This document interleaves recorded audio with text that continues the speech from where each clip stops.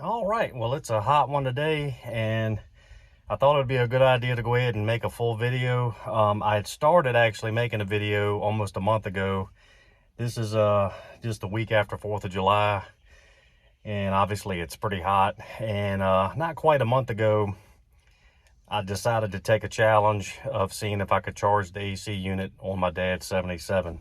So this truck had sat for 7 years when I got it, according to him, which would have meant it hadn't moved since 2010. Of course, it's 2022 now, and pretty sure that whatever refrigerant was in this truck had been long gone.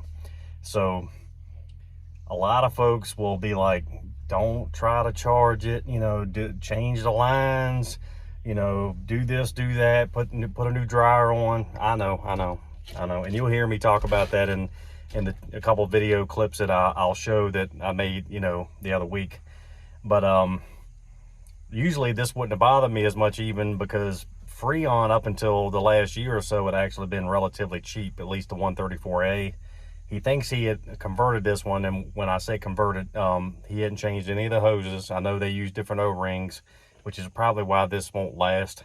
But he had attempted and successfully put 134A in it, and it did cool while he was still, whenever he last drove it, which, like I said, it's been over a decade ago at this point.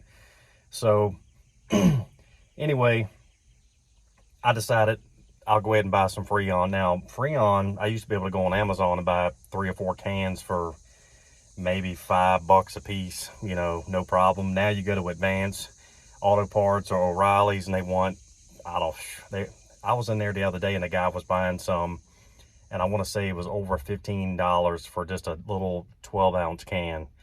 And I think it was actually way more than that, actually. I think it was closer to 20. But there's a place here in Richmond called Ollie's. They have it for like $8.99. So I'd already bought some for my full-time ride, and I said, well, you know what? I got my dad's pump, his vacuum pump, so from where I did my daily driver, so might as well try to do the 77. If it doesn't work, I may have lost, I don't know. I was thinking maybe I was going to end up using 4 cans at the most, so maybe $35 worth of freon.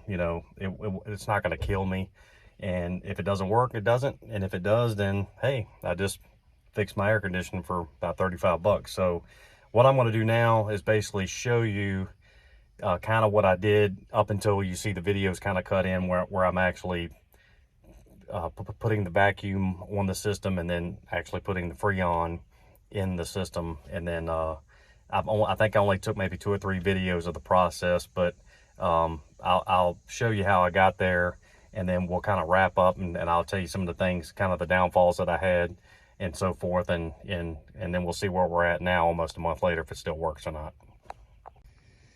All right, well, this is the basics here. You got your vacuum pump, and you got your gauges and your freon, and basically your hose that hooks up to that. So first thing to do in this setup is to plug this guy in, and it's got an oil level, and you can see it's got a line here that you want to make sure this thing's level. So it's actually not quite level right now because I just got it sitting right here, but make sure whatever you're setting this on, maybe get a table next to the truck and just make sure it's level. So at that point, you want to take your gauges. Now, never mind this adapter right here. This comes later, but you're going to take one of these hoses, like it's on the left and right side here, or the high and the low and the high side. And you're going to have it hooked up here. All standard gauges should come with 3 of these hoses. So you'll take this middle hose, and you're going to connect it right here, and then you're going to take the low side, or the blue side, and you're going to run that hose over to this connection. You can take a wrench or something and take this cap off, and then you're going to hook your hose up there. Now, at that point, this is where a lot of the confusion with these trucks comes in. This cap comes off. These are capped. The high and the low side. You see there's one on the high side line now. This is the low side. It just has a cap that are usually finger tight. I didn't have to use a wrench or anything. This just comes right off. And this is kind of like the thing that messes with a lot of people because most new vehicles don't have a valve that you have to open like this. So at this point, this valve is closed. So no matter what you try to inject or pull a vacuum or put freon in, it's not going in anywhere and it's not pulling anything because this valve is closed. So you have to open this guy up. So to open this up, you want to turn this clockwise. I did it about 1.5 turns. My dad said probably wouldn't take more than 1/2 turn, but just for safekeeping, I went ahead and did 1.5 turns. So once you do that, now the system is open. And at this point, here's the power button for mine. You turn it on, and then on here, there's a valve on this particular vacuum pump. It's closed now. You can see there, this is open. You just turn it, and you'll hear a little bit of a gurgling from the unit, and it means it's drawing down the vacuum. And that gets you to the point where you're gonna just let that go for at least 30 minutes. Some people do it longer, some people do it less. I just found that 30 minutes is a good enough for a small system like this, and you're just gonna let it do its thing. Now, when you look at your gauge here on the low side, blue, right now where how it sits here with nothing hooked to it, it's just right at 0. Now we're just gonna use these out lines here. It doesn't mean that that's the ones you should use. If you look on these gauges, you'll see R22 is this middle, the line closest to the middle. And you got something like R502 and I'm sorry, R12 and then 502. You're just going to use this just as a reference. So when you put this vacuum gauge on and start vacuuming, you're going to see it pull down to about 30 right here. And so you're going to let it go for 30 minutes. Now, when you cut it off, you want to keep an eye on it. That's when you want to let it sit for at least another 30 minutes. When I did mine, I left to run an errand in another vehicle, and when I came back almost an hour later, this was still at this 30 mark, which means that it's holding a vacuum. There's no leaks, at least not significant enough to where you can't proceed. Now if you come back 30 minutes later and it's done crept all the way back up to 20 or 10 even, or even worse, even up to 0, then you know you got a massive leak in here. And they sell certain things that you can put on all the connections and you can check for leaks. But if you're still holding steady at this 30, you know you're good to go, and then you can proceed to the next section.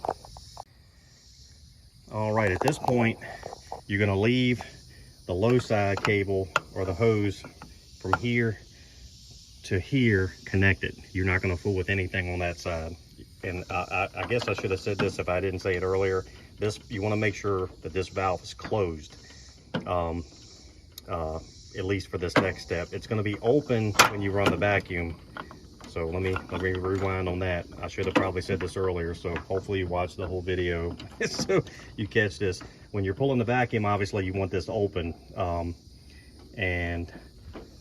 because obviously it's pulling the vacuum through the middle line and then through the low side. So if you keep this closed, it's only pulling a vacuum up to this point, which isn't doing you any good. So you want to open that line up, and then when you're done pulling the vacuum, you want to close this back up. It's still going to read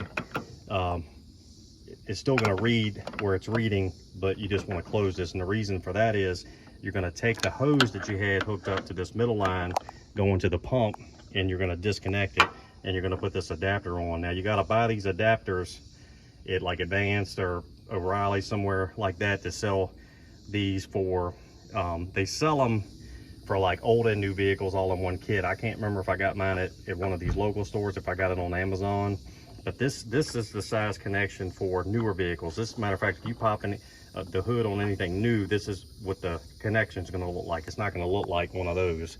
So, and the reason for this is because I'm using this can of Freon, and I'm using this hose that came off an AC Pro can years ago for something else. So, and that has the bigger connection that goes on newer vehicles. So we have to kind of adapt the new to the old. So at that point, you want to put this adapter on, make sure it's tight, and then you're going to put this gauge and hose onto that can. You're going to attach that, you're going to screw that on as tight as you can.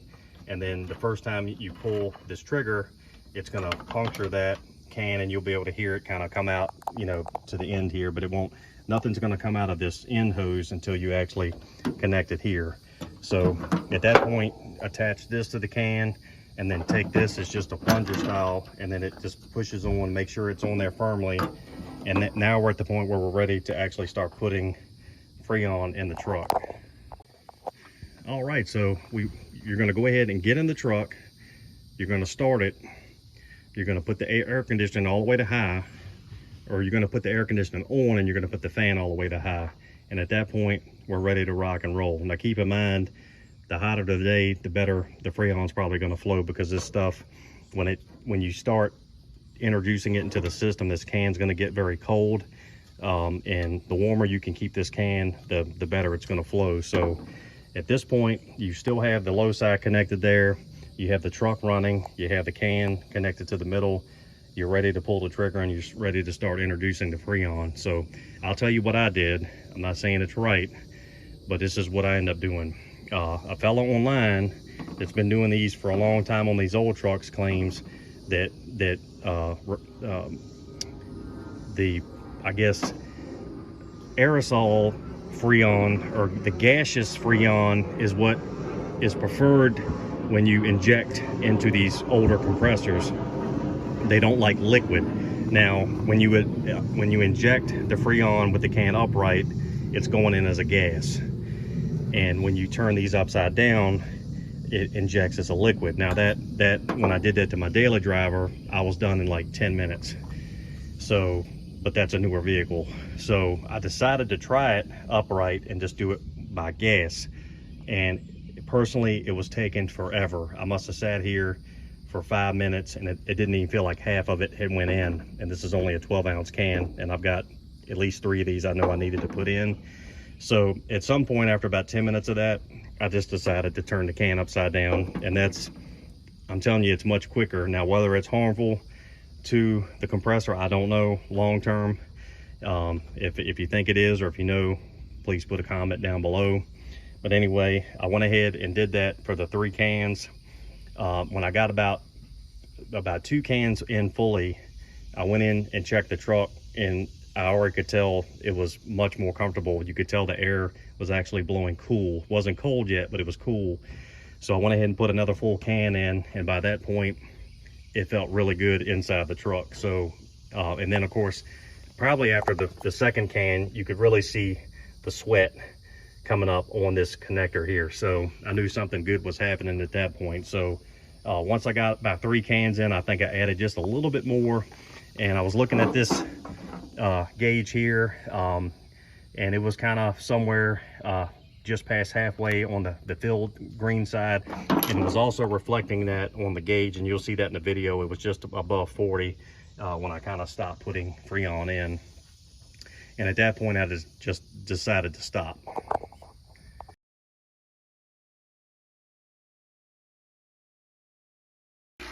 All right, gonna see if I can get lucky enough to just put a vacuum on my 77 today and get some freon in it and get it to blow.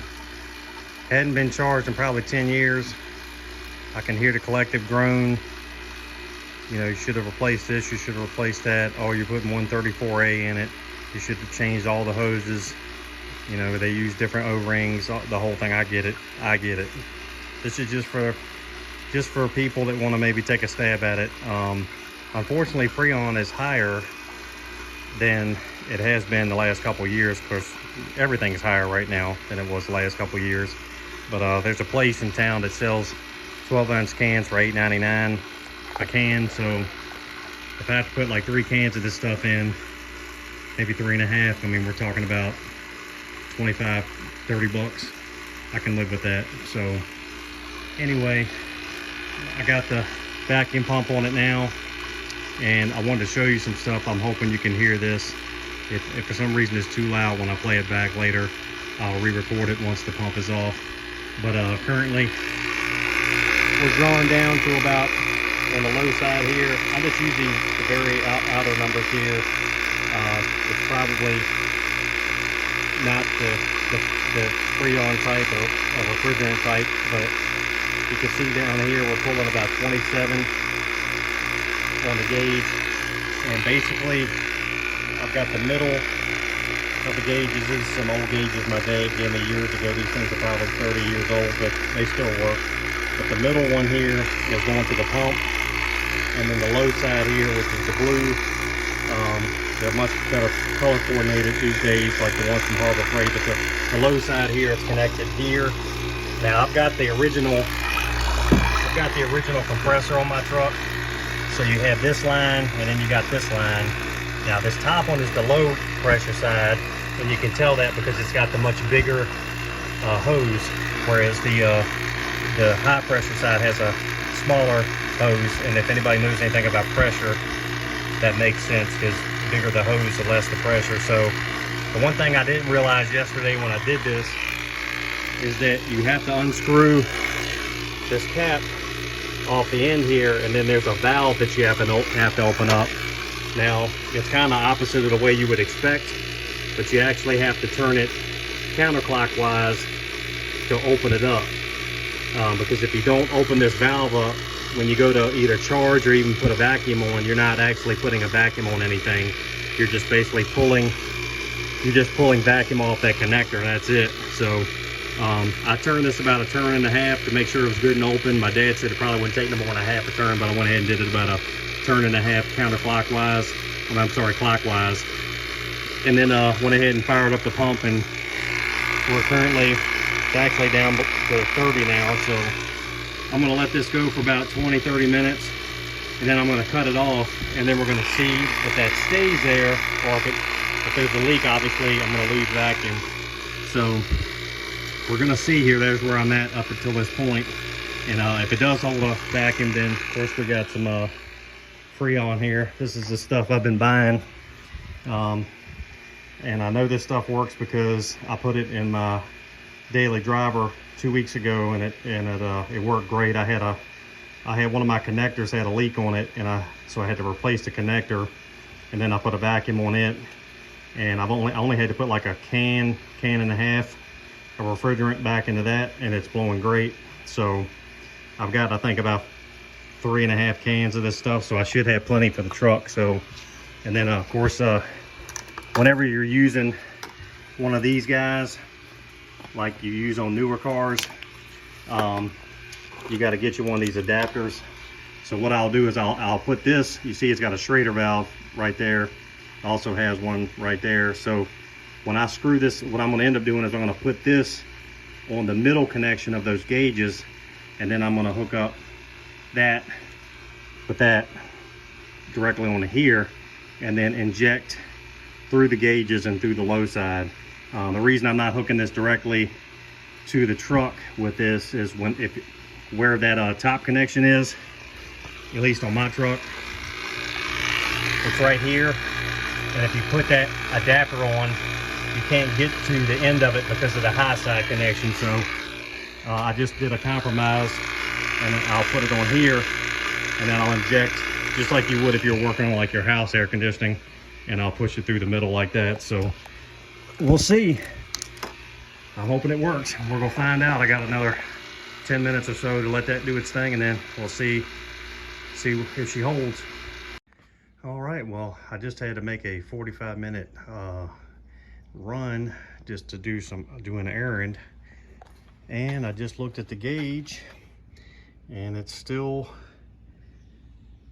just a hair past 30. I mean, it looks like 30, but it's just ever so gently past, so it doesn't look like it's moved at all. So that means we'll be able to go to the next step, put that adapter right here, and then pull through and through the gauges here, since putting the adapter on that end makes it impossible. So I'm gonna go ahead and fire up the truck here as soon as I get everything set up, and actually go ahead and close this, get that good and tight, and then I'll go ahead and put this on, and I'm gonna need 2 hands for that. So all right, we'll see how it goes. All right, everything's looking sweaty, which is great. I'm showing right now, I know I got some information where it said that on a day hot like today, you're supposed to be like 2.8 times higher than the ambient temperature.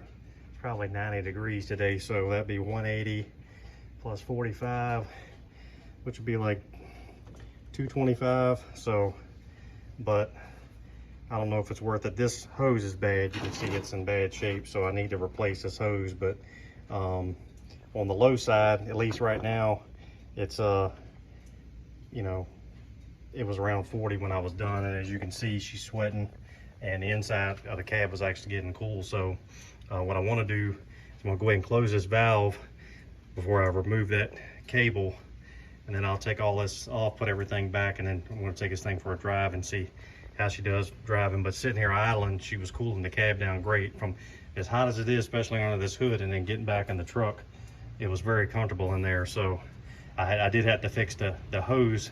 The hose that actually feeds the far driver's side by the door, that hose was disconnected at the box inside, so I had to go take care of that, and then I was able to get some direct air on me. But let me go ahead and get this valve closed, which you do by turning counterclockwise. I think I did it 1.5 times. I'll put the cap back on, and then I'll take this hose off and cap it back, and then we'll take this thing for a spin. All right, I know it's gonna be pretty loud, but it only took about 15 seconds for it to start sweating, and the line is ice cold. So the only thing I've really noticed out here is that the clutch is making a little bit of noise. It's not terrible, and it's probably just because it hasn't been used in so long, but I'm hoping as I use it more, that quiets down. But amazing how quick that gets cold.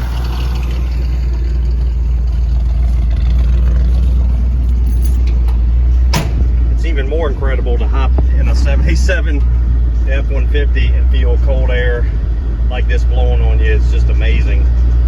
I went ahead and hooked that hose back, and that's incredible.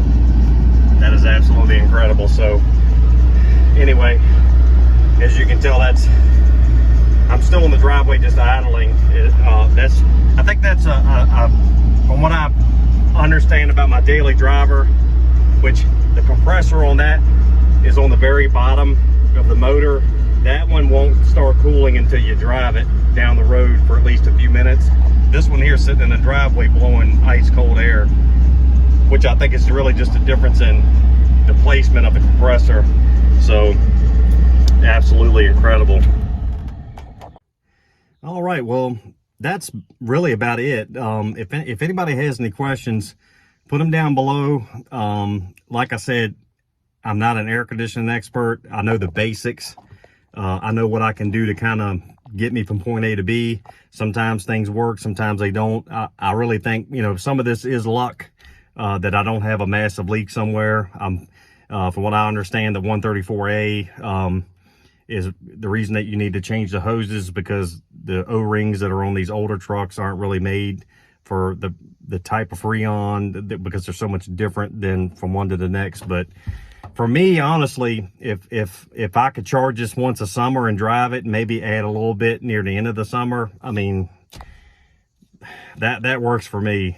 This stuff's supposed to be safer. You know, it's not like the R12 or 22 or whatever was used in vehicles back in the day, which is supposed to be so terrible for the ozone. That was the whole switch to 134A to begin with. I'm not saying it's great for the environment, but if a little 134A leaks out, you know, during the summer, and I got to redo it every spring, you know, for 35 bucks, I mean, you can't beat that. So, you know, when I start slinging mulch out of this truck sometime in early May, and that southern humidity creeps up, you know, it's nice to be able to get inside the truck and actually cool down, at least in between pit stops around the yard. So I know some folks that are in the same boat. They don't want to replace their whole air conditioning system. You know, they're thinking, well, man, maybe my compressor's bad, or this is bad, these hoses are bad.